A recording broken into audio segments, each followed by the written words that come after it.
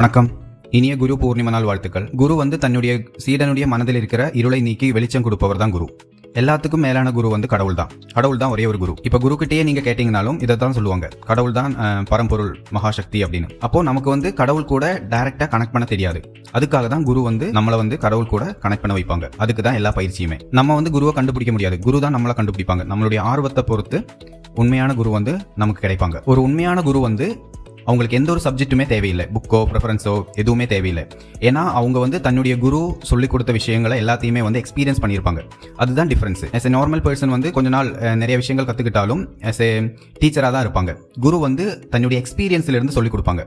ஒரு இடத்துக்கு நம்ம வந்து போகிறோம் அப்படின்னா அந்த இடத்த பற்றி தெரிஞ்சுக்கிட்டவங்களும் அந்த இடத்துலயே ஒரு 50 வருஷமா வாழ்றவங்களுக்கும் அவங்க சொல்ற நாலேஜும் வந்து டிஃப்ரெண்டா இருக்கும். ஏன்னா அவங்க லாங் டைம் அங்க வந்து இருக்கும்போது அந்த சூழ்நிலை எல்லாத்த பத்தியுமே அவங்களுக்கு ஒரு பெரிய ஒரு நாலேஜ் இருக்கும். அது மாதிரி தான் குரு. குரு எல்லா விஷயத்தையுமே வந்து எக்ஸ்பீரியன்ஸ் பண்ண ஒரு நபரா இருப்பாங்க.